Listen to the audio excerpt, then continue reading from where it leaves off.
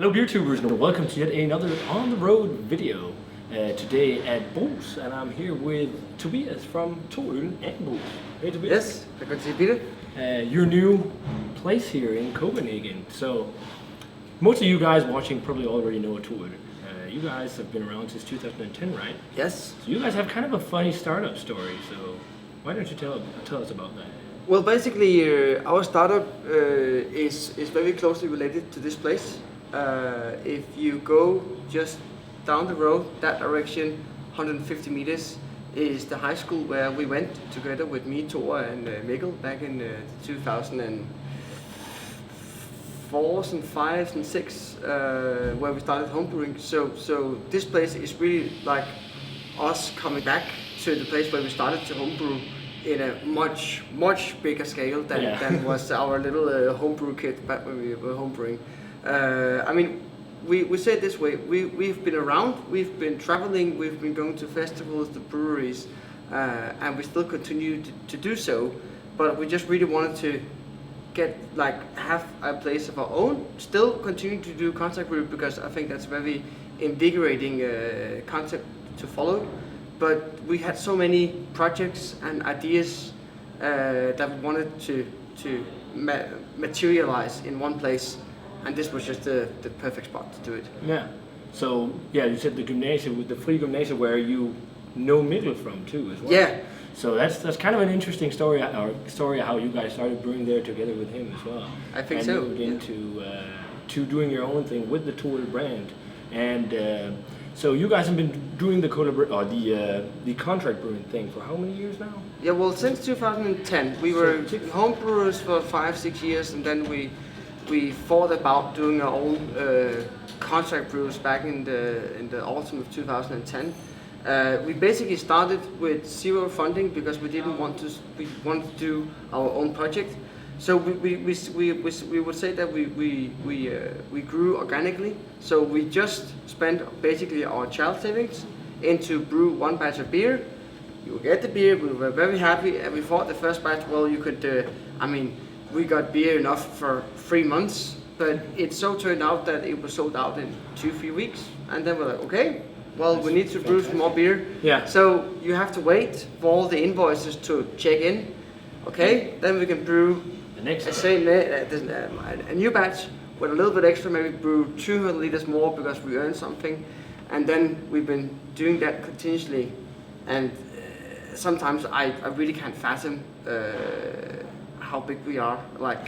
I don't think we ever imagined we would be sold in 42 different countries, have our own BrewPub, have bar projects together with Mikkel to be one of the world's best breweries. I mean, this was just our hobby that we just still think is just fun to brew beer. That's great. That's the core of our... If you can follow your dreams like that and something that started out as a hobby and go this route with it, that's amazing. So yeah, as you said, you have a few bar projects as well. Is it two you have in Iceland and here in Copenhagen? Yes. Yeah. Mikkel and Friends Reykjavik in Copenhagen, and as a side story, we have the bottle shop in the Torvhallen in Copenhagen. Oh, right, yeah. So that's called the Mikkel and Friends bottle shop. So it's part of the Mikkel and Friends on Nørrebro on Stefan. Okay. Yeah. So how did you move into opening the whole bar thing as well? Was that a way to say, okay, this is a place where you can get our beer, so instead of maybe having a physical brewery? But I think you really want a venue to show your products to people. Also, I mean, on a funny side note, I even had at one point our company address was my private address, and I actually one time had 2 Swedish persons ringing on my doorbell because they were like, can we see the brewery? They didn't think about this was an apartment on the 4th story, but okay, they thought that there was. The brewery was in an apartment. Oh, okay. So we thought, okay, and it's also, we like to see people's receptions and thoughts on our beer. We had a really good relationship with Morten Bro, who runs Necropolis. And therefore it was like obvious to put him on board because me and Thor, we come with the brewing and Morten comes with all the cocktails experience. Then we hired on Christian to be part of the kitchen, so he could bring all his ideas to to place here. So Yeah. I think this place is successful because we have a mix of people that comes with different qualities. Yeah. So that's also one of the really cool things about this place is now there's a bottle shop here, you have the brewery, and you have the restaurant Spontan. So can you tell us a little bit about Spontan? Yes. It's quite a different, not something you've seen much of in Denmark, many places before with a restaurant like this, I'd say, in the brewery. Yeah, I think BrewPubs is something that's been around for A long time. A long time. And BrewPub food used to be grab food, slow barbecue, which can be very tasty. Like if you get a beer, you want something that's salty and fat. So I totally understand why the other concepts of other brewpubs. But we wanted to take it to another scope. To say we are Nørrebro. Nørrebro is known for its multi-ethnic, left-wing, young population, and it's not really renowned for finer dining. And it wasn't that we wanted fine dining in the word of fine, but we wanted to make proper food here that could be inspired by what we do in the brew house and vice versa. So Christian worked with different fermented foods in the recipes in the restaurant, which could, like, we work together. So maybe something we have excess in the brewery, he can use for fermenting something in the kitchen, or if he has excess something, we can try to flavor that to be able to produce here at BRUS. There's normally not the idea of seasons in a brewery because you can basically brew all year round. Yeah. But we try to make some feeling of seasons. So when the kitchen changes, it's raw ingredients because now it's autumn, now it's winter. Yeah. We will try to make the beers also a bit follow the season. I mean, of course, there should always be a pale ale and a pilsner because everyone likes that in the brewpub. But we like trying to work together as a whole. We try to keep the bar as a bar and the restaurant as a restaurant because we feel like it's two different environments. If I'm here at the bar with you, I can tell you a lousy joke about whatever, and we can have fun about it, and we can laugh and be loud. But if I sit in the restaurant, I might go eat with my girlfriend or whatever, and have a little bit more private feeling. Yeah, so maybe more intimate feeling. Yeah, so we didn't want the restaurant food to be served here. We wanted to be a little bit more in a different setting. And then, sure, I mean, there's free space to go from the restaurant to the bar and vice versa. So you can use both places, but we want to keep them as separate entities in this big room. Yeah, okay. And speaking of the restaurants, you guys won a food and beer award. Yeah. From a Danish beer enthusiast, what, a few weeks back or so? Last Friday. Yeah. So congratulations on that. Thank you very much. Yeah. That's a thing I think there's a lot of focus on right now in the beer industry is pairing beer with food, which is awesome because beer is such a wide spectrum of flavor that you can pair with many different foods. Yeah. I definitely see where you're coming from with the whole seasonality of ingredients and maybe also bringing that to the beer, as you said. So using seasonal ingredients in beer because you can make some very interesting culinary experiences with beer too. Yeah, I think basically that if you look at Copenhagen, how many restaurants have a real beer menu? Not talking that they have on the last page of the 200 wines, then they have a bottle of whatever, generic pale ale and a bottle of generic micro lager. I would say that Mikkel did something together with Mikkel and Hurtigkarl some years ago. I think they were the first high-end restaurant to put beer in focus. And I think that they really did a good job of promoting beer and food together with Jakob and Mikkel. But it was never, I think we want to make it our own. And therefore I think we've really gained, we've hit the right persons.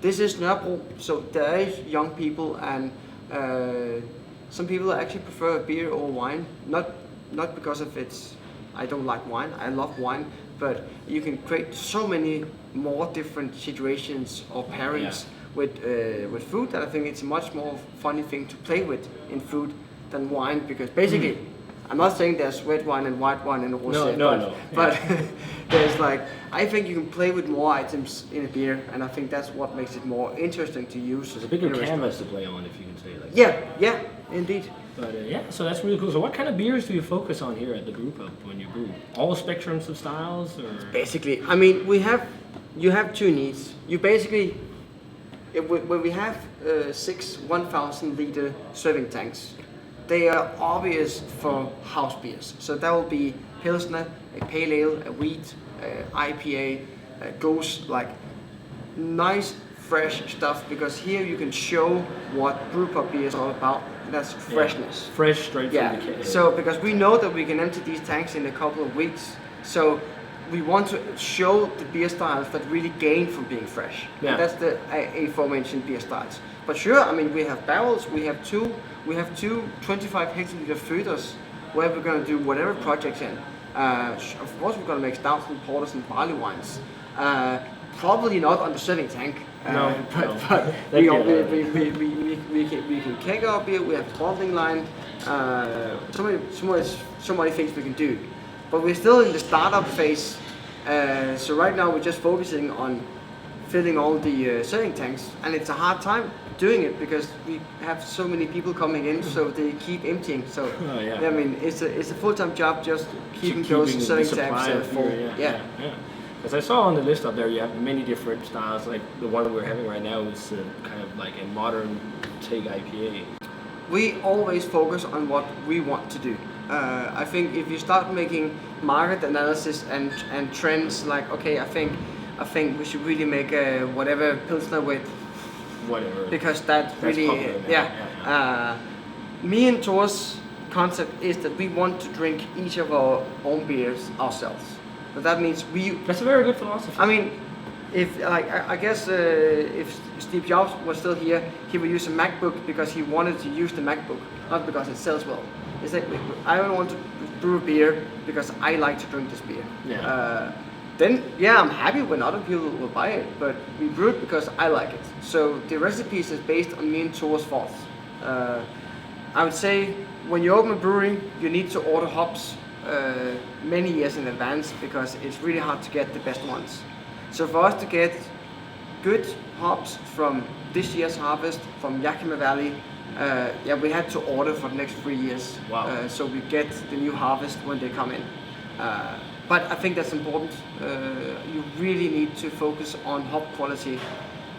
There's huge demand, so there are people that are using not so good hops because that's what they can get. And I think it's really important for us to say that we really focus on getting fresh, good hops, because if you do a BrewPub IPA, it needs to be fresh. Yeah, of course, because it comes straight from the tank. Yeah. But I really enjoy that philosophy, that you brew what you want to drink and not what maybe other people would like to see and whatnot. So any cool like new projects coming up here? Some barrel-aged beer or something in the works? We had a great, we were run over during GBC, but we have, so far we have a collab fermenting or maturing in the barrels with Crooked Stave. Oh wow, nice. One with the Font of Florida. It was really fun to brew with them. I mean, this what I so like about in brewing community is this sharing is caring philosophy. So I mean, you have a brewer coming in and then it's like, oh hey, you should know that we always have problems with that. I mean, we're honest, not like we are perfect. I mean, even good guys, we can share experiences that can be difficult, or you really need to be noticed about that. So I mean, brewing is all about learning. That's the beauty. Me and Thor, we read some home brewing books back in gymnasium times, and then you can learn to brew good beer. You can even just read a recipe sheet from a good friend, and you can brew a good beer. I went on to taking a master's degree in brewing science, but I'm still learning. Me and Thor are still learning all the time, because you can always improve, and that's what I think is the beauty about beer. You can always get better. You can always. That's right. It's an ever-changing thing. Yeah, I mean, you can focus on a new yeast variety that has special metabolites that will convert the hops into other flavors. You can focus on lactic acid bacteria that impairs different flavors or different structure in the beer. You can talk about the cereals, how you can create different foams and mouthfeel. That's always expand. Yeah, which is a great thing. Yeah. So, guys, if you're ever in Copenhagen, in the Nørrebro area, definitely come down and check out the BRUS BrewPub. It's a very nice place. come and check out some of the beers they have on tap. Do you usually only have your own stuff, or do you also sometimes do guest beers? Yes, of course. I mean, we're not self-centered. No. We acknowledge that there's so many other good. So I would say we have a curated list of good breweries that we like on our guest list. Then it's a lot of 2 beers and then brews. I mean, of course. At times it appears schizophrenic, but some of our beers are called brews and some of our beers are called 2 but they're all made by me and Tor. Yeah. So. But it's like to denote these are from the BrewPub. Yeah, of course. So definitely come down and check out the place, guys, if you're in Copenhagen, as I said, and try some nice beer brewed fresh straight from the tanks. Yeah. And whatnot. So cheers, guys, and thanks for the little chat, Tobias. And see you guys in another On the Road video.